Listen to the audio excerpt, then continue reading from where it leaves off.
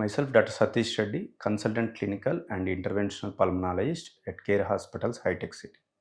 మనం ఈ మధ్య న్యూస్‌లో చూస్తున్నాము. మనము ఆంధ్రప్రదేశ్ రాష్ట్రంలో 4 కోవిడ్ మరణాలు సంభవించినాయని. సో, చాలామంది మళ్ళీ దానికి పానిక్ అవ్వడం జరుగుతుంది. మమ్మల్ని కూడా ఓపీలో వచ్చి చాలామంది ఆ కోవిడ్ గురించి క్వెషన్స్ అడగడం జరుగుతుంది. మనకు అందుతున్న సోర్సెస్ ప్రకారం కూడా ఆ జరిగిన 4 మరణాలు కూడా మనకి ఎవరైతే ప్రీ ఎగ్జిస్టింగ్ హెల్త్ ఇష్యూస్ ఉన్నాయో వాళ్ళలోనే సంభవించినాయని మనం వింటున్నాము.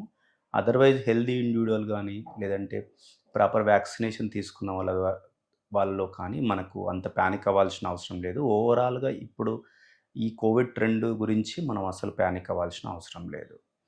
మనకి తెలుసు ప్రీవియస్‌లో గూడా మనం చూసాం.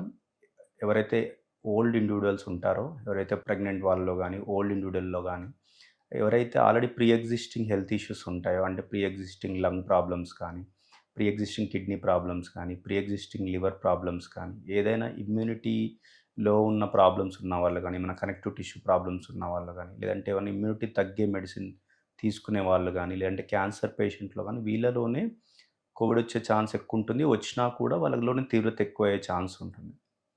అదర్‌వైజ్ హెల్తీ ఇండివిడ్యువల్స్‌లో కొద్దిగా మనకి అంత తీవ్రత ఉండే ఛాన్స్ అయితే లేదు. సో, మనం ఓవరాల్‌గా ఈ ఆహ్, న్యూస్‌ని చూసి మనం భయపడాల్సిన అవసరం అయితే లేదు. ఇంకోటి మనకు ఇప్పుడు అందుతున్న సోర్సెస్ ప్రకారం కూడా ఇప్పుడొచ్చే కోవిడ్ వైరస్ కూడా ఒమిక్రాన్ సబ్ వేరియంట్ లానే ఉంది. సో, ఇది జస్ట్ ట్రాన్స్‌మిషన్ రిస్క్ ఎక్కువుంటుంది. బట్ సివియారిటీ అంతగా ఉండదు. సో, మనకెలా అయితే మనం కోవిడ్ థర్డ్ వేవ్‌లో చూసామో, ఈ కోవిడ్ అనేది రొటీన్‌గా కూడా మనకి ఎన్విరాన్మెంట్‌లో ఉంటుంది కోవిడ్ వైరస్. సో, ఎలా అయితే మనం ఇన్‌ఫ్లుయెంజా, రొటీన్ ఫ్లూ చూస్తామో, ఇది కూడా అలా ఈ రూపాంతరం చెందే ఛాన్స్ ఉంటుంది ఎవ్రీ ఇయర్. సో, ఈ ప్రీ ఎగ్జిస్టింగ్ హెల్త్ కండిషన్‌లో ఉన్న వాళ్ళు మాత్రమే మనకు మనం కొద్దిగా వాళ్ళు ఆహ్, మోర్ ప్రికాషన్స్ పానిక్ అవ్వాల్సిన అవసరం ఉంటుంది. అదర్‌వైజ్ హెల్తీ ఇండివిడ్యువల్స్‌లో జనరల్లీ మనకు సివియారిటీ తక్కువుండే ఛాన్సే ఉంటుంది. సో, మనం ఎలా దీన్ని ప్రివెంట్ చేయాలి?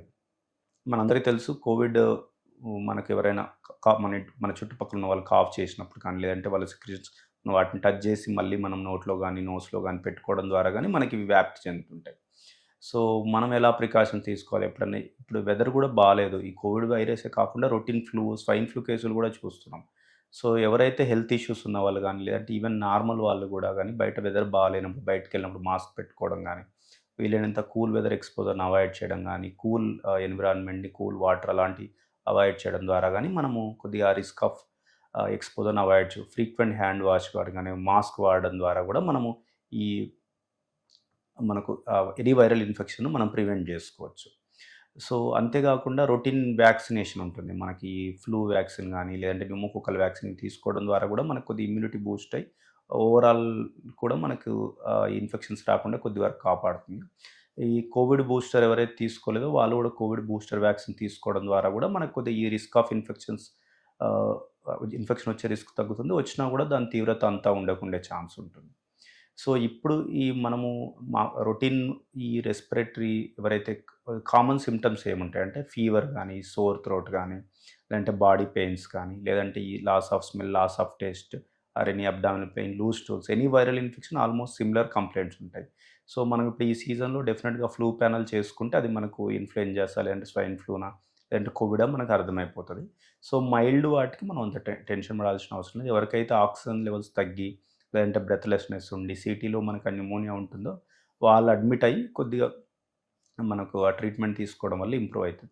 ముఖ్యంగా ఎవరైతే హెల్త్ ఇష్యూస్ ఉంటాయో, లేదంటే ఇమ్యూనిటీ తగ్గే మందులు తీసుకుంటారో, వాళ్ళు మాత్రం కొద్దిగా ప్రికాషియస్‌గా డాక్టర్‌ని కలవడం, మీ నియర్ బై డాక్టర్‌ని కలిసి ఆహ్, మీరు ఆహ్, కన్సల్టేషన్ ద్వారా రొటీన్ మందులా, లేదంటే హాస్పిటలైజేషన్ వాళ్ళు మీ సింప్టమ్స్‌ని బట్టి డిసైడ్ చేయడం జరుగుతుంది.